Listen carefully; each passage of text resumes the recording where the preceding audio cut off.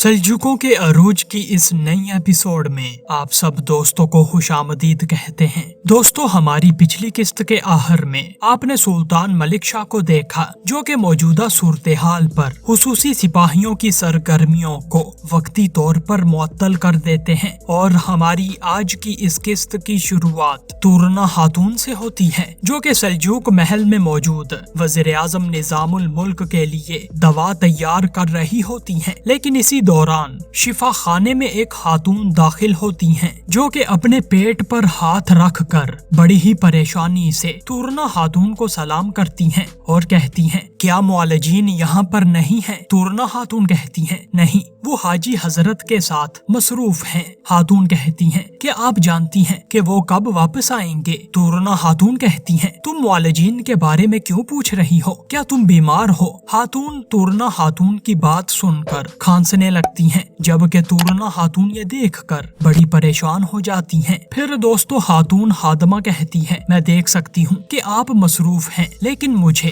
بہت بری کھانسی لگی ہوئی ہے، میں رات کو سو نہیں سکتی، میں یہاں اپنی کھانسی کی دوا لینے کے لیے آئی تھی، لیکن طبیب یہاں پر نہیں ہے، اب مجھ میں انتظار کرنے کی طاقت بھی نہیں ہے۔ تورنا خاتون کہتی ہیں، یہاں کھانسی کی کچھ دوائیں موجود ہیں، تم ٹھہرو، میں دیکھتی ہوں۔ دوستو تورنا خاتون پیچھے مڑتی ہیں اور کھانسی کی دوا مختلف دوا کی ڈبیوں میں ڈھونڈنے لگتی ہیں، جبکہ یہ خاتون خادمہ فوراً موقع کا فائدہ اٹھا کر حاجی کے لیے تیار کردہ دوا میں تیرکن خاتون کا دیا ہوا زہر ڈال دیتی ہیں اور تورنا خاتون کو پتہ تک نہیں چلتا۔ دوستو ادھر تورنا خاتون کھانسی کے لیے دوا تلاش کر لیتی ہیں اور پیچھے مڑتی ہیں، جبکہ اتنے میں بیمار خاتون خادمہ زہر دوائی میں ڈال کر اس کی بوتل واپس چھپا لیتی ہیں، جبکہ تورنا خاتون کہتی ہیں، یہ لو، یہ دوا ہر کھانے کے بعد ایک چمچ لے لینا، اس سے تم کچھ دنوں میں ہی ٹھیک ہو جاؤ گی۔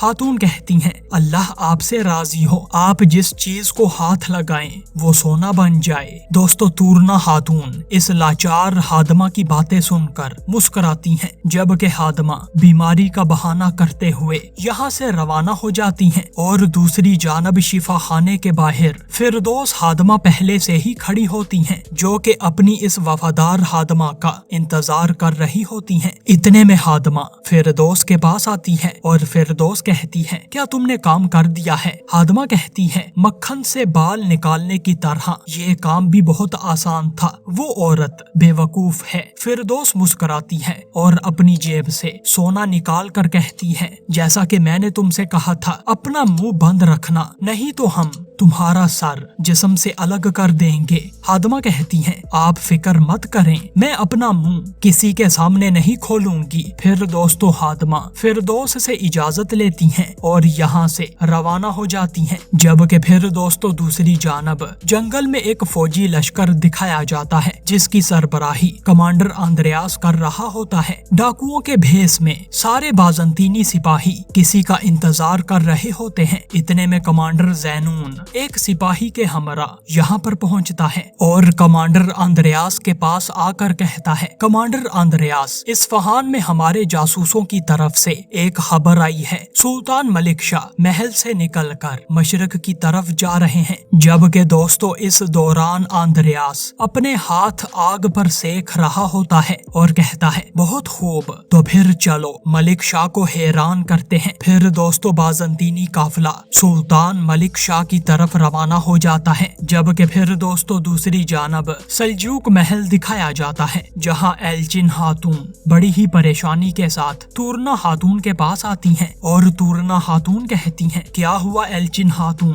آپ پریشان نظر آ رہی ہیں، کیا کچھ برا ہوا ہے؟ ایلچن خاتون کہتی ہیں، وزیر تاج الملک سلطان کے حکم پر سانجار کے قبیلے میں گیا تھا، اس نے قبیلے کے سردار اور سانجار کی امی کو گرفتار کر لیا تھا۔ تورنا خاتون پھر کہتی ہیں، اور سانجار، اس کا کیا ہوا؟ ایلچن خاتون کہتی ہیں، سانجار نے اپنی امی کو تاج الملک سے بچا لیا ہے اور تاج الملک کی بازو توڑ دی ہے، اور اس وجہ سے اب سلطان ملک شاہ سانجار کے پیچھے اپنے سپاہیوں کے ساتھ خود گئے ہیں۔ تورنا خاتون کہتی ہیں، یہ آپ کیا کہہ رہی ہیں؟ اگر سلطان خود اس کے پیچھے گئے ہیں तो वो बहुत गुस्से में होंगे। अगर उन्होंने सांजार को जान से मार दिया तो फिर क्या होगा। दोस्तों तूरना खातून इस पर बड़ी ही परेशान होती हैं, जबकि एल्चिन खातून कहती हैं अगर सांजार ने ताजुल मुल्क का बाजू तोड़ा है तो इसकी जरूर कोई वजह होगी। तुम जाओ और जाकर ये सब निजामुल मुल्क को बताओ। सांजार को बचाने के लिए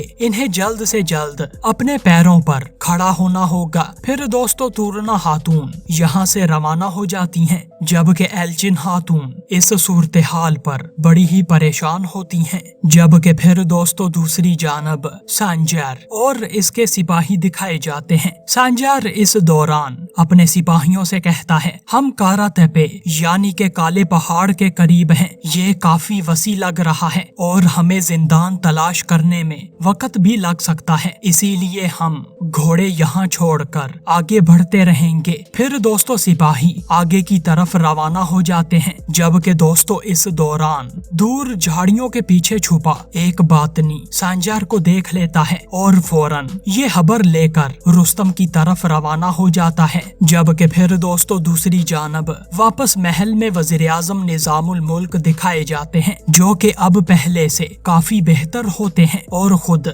बैठकर तूरना खातून की बातें सुनते जाते हैं। और तूरना खातून वजीर आजम को बताती हैं सुल्तान सांजार को जिंदा नहीं रहने देंगे, वो इस सूरत हाल से कैसे निकलेगा हाजी, मुझे डर है कि इसके साथ कुछ बुरा ना हो जाए। फिर हाजी कहते हैं मुझे फौरन ठीक होना होगा। दोस्तों हाजी उठने की कोशिश करते हैं और कहते हैं मुझे सांजार और मलिक शाह के दरमियान खड़ा होना होगा, नहीं तो बहुत बड़ी तबाही होगी। तूरना खातून फिर कहती हैं लेकिन हाजी हजरत इसके लिए आपको ताकत चाहिए, ये लें एक चम्मच दवा का पिए, आपकी ताकत इससे बहाल हो जाएगी। फिर दोस्तों हाजी तूरना खातून की बनाई हुई दवा चमचे के साथ लेते हैं, लेकिन जब दवा हाजी के जिस्म के अंदर जाती है तो हाजी के हाथ कांपने लगते हैं। इस दौरान तूरना खातून दवा का प्याला वापस रख कर हाजी को पानी का गिलास देती हैं, लेकिन हाजी का हाथ इस दौरान कांपने लगता है। वजीर आजम निजामुल मुल्क बड़ी ही मुश्किल के साथ तूरना खातून को घूरते हुए पानी का गिलास पीते हैं, लेकिन हाजी का हाथ और जिस्म मजीद तेजी से कांपने लगता है और तूरना खातून ये देखकर बड़ी परेशान हो जाती हैं और फौरन हाजी से पानी का गिलास लेती हैं। लेकिन दोस्तों वजीर आजम निजामुल मुल्क का पूरा जिस्म ही बड़ी ही शिद्दत से कांपने लगता है और तूरना खातून ये देखकर परेशानी में चिल्लाने लगती हैं और कहती हैं हाजी हजरत। फिर दोस्तों तूरना खातून शिफा खाने के दरवाजे की तरफ देखती हैं और कहती हैं मेरी मदद करो, कोई है जल्दी आओ मेरी मदद करो। फिर तूरना खातून शिफा खाने का दरवाजा खोलती हैं और बाहर से फौरन मदद तलब करती हैं और चिल्लाती जाती हैं, जबकि वजीर आजम निजामुल मुल्क शदीद कांपते कांपते बेहोश हो जाते हैं। जबकि तूरना खातून रोती हुई वापस हाजी के पास आती हैं और कहती हैं या अल्लाह मेरी मदद कर, ये कैसे हो सकता है। फिर दोस्तों तूरना खातून हाजी को पिलाई जाने वाली दवा का प्याला उठाकर इसे सूंघती हैं और इसकी खुशबू सूंघकर तूरना खातून के मजीद आंसू बहना शुरू हो जाते हैं और तूरना खातून कहती हैं इसमें जहर मिला हुआ है। तूरना खातून रोती जाती हैं और दोस्तों यही इस तजस्सुस के साथ हमारी आज की इस किस्त का इख्तिताम होता है।